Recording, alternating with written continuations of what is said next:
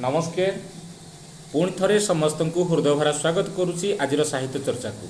आज साहित्य चर्चा अच्छी अभिलेख साहित्य जद्वारा कि आम अभिलेख संपर्क में अनेक गुड़ी जिनस जापर। आसतु देखा यार प्रथम प्रश्न, आम जो अभिलेख साहित्य आलोचना करिलेख कहले कौन बुझा। प्राचीन काल रे राजा बा शासक माने सेमानकर आदेश घोषणा को शिला बा पत्थर एवं ताम्रपत्र लिखन करी जनसाधारण को जनाउथिले, ताकू अभिलेख भाव में ग्रहण करा जायथाय। सही साहित्य को अभिलेख साहित्य कहा जाउथला। आज पर्यंत मोट आविष्कृत अभिलेख संख्या केते? ता होची 81। सबुठारु अधिक संख्यक अभिलेख केउ वंश राजा मानक समय खोदित होइथिला? ता सूर्यवंश, जार संख्या होची 50। गंगवंश राजांक समय केतोटी अभिलेख खोदित होइथिला? 18टी। सर्वप्रथम ओडिया खोदित अभिलेख कौन एवं एहा केउ राजांक समय खोदित होइथिला? सर्वप्रथम ओडिया अभिलेख होची उर्जाम शिलालेख, जहाँ द्वितीय वज्रहस्त देवंक द्वारा 1051 ख्रीष्टाब्द रे खोदित होइथिला। खारवेलଙ୍କ शासन तथ्य और समय केउ शिलालेखरु जना पड़े? ता होची हाथी गुंफा शिलालेख, जहाँ खारवेलଙ୍କ शासन तथ्य और से समय बोली आम से शिलालेखरु जापर। अशोकଙ୍କ राजत्वकालीन तथ्य केउथिरु देखिबाकु मिले? ता होची धौली एवं जौगड़ शिलालेखरु। माधव वर्मा खोर्धा ताम्र लेखरु केउ ओडिया शब्द देखिबाकु मिले? ता होची कुंभार, 700 ख्रीष्टाब्द। 991 मसीह अनंत वर्मा देवंकर मांडसा ताम्राभिलेखरु केउ ओडिया शब्द देखा मिले? ता होची भितरु एवं पंदर। ये दुईटी ओडिया शब्द अनंत वर्मा देवंकर मांडसा ताम्राभिलेखरु ये ओडिया शब्द गुड़िक देखा मिले। ये शिलालेखटी केउ लिपि खोदित? जो मांडसा ताम्राभिलेख कथा कहते ताहा नागरी शिलालिपि रे खोदित होइछि। उर्जाम शिलालेख रे केउ केउ ओडिया शब्द देखा मिले?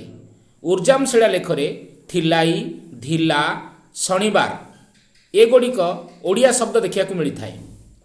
तो परवर्ती प्रश्न होची उर्जाम शिलालेख गंजामर चिकाकोल, जहाँ वर्तमान आंध्र प्रदेशर श्रीकाकुलम कहा जाउची, उद्धार करा जाई केउ म्यूजियम रे संरक्षित रखा जाइथिला बा रखा जाइछि? ता होची मांद्राजा म्यूजियम।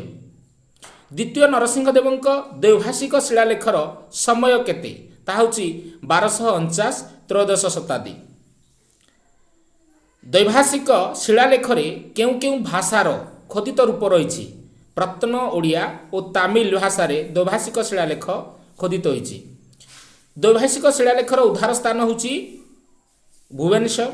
द्वैभाषिक शिलालेख वर्तमान कलिकता ठारे संरक्षित रही।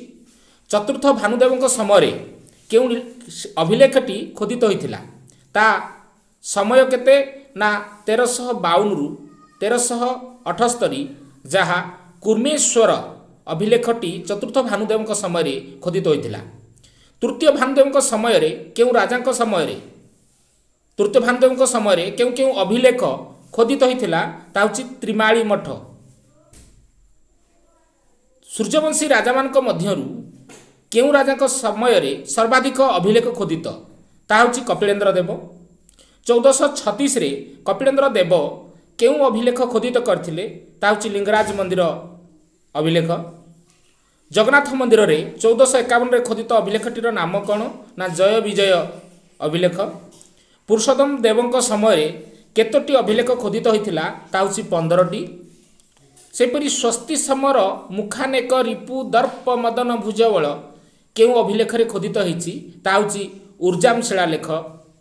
बाघमरा बारवाटी भूमि एकादश रुद्र केउ अभिलेख रे खोदित होइछि? ताहा द्विभाषिक शिलालेख रे खोदित होइछि।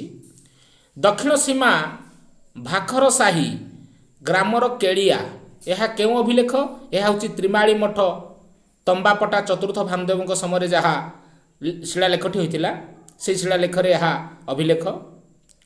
वीरश्री गजपति गौड़ेश्वर प्रताप कपिलेश्वर देव केउ अभिलेख रे लिखा जाइछि? ता होची जय विजय शिलालेख रे। गरु सेय की रखवाल केउं अभिलेख लिखा जाइछि ता होछि कुर्मेश्वर मंदिर चतुर्थ भानुदेव समय अभिलेख।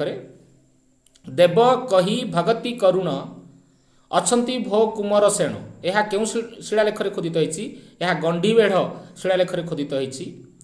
केउं राजा समय पुरी शंकरानंद मठरू ताम्र फलक उद्धार होइथिला और केबे ताहा थिला 1395 चतुर्थ भानुदेव समय पुरी शंकरानंद ठारू ताम्र फलक उद्धार होइथिला। एहिपरि भाव में आज साहित्य चर्चार आम अभिलेख साहित्य विभिन्न शिलालेख संपर्क में जानिले जहाँ जो बंधु माने Odiyar net SSB PG entrance एवं पीएचई एंट्रांस दौथिबे सेमानक पई यह अत्यंत उपयोगी हो पारिबो बोली आशा करुछि। आजिर आलोचना को एठी रखुछि। नमस्कार।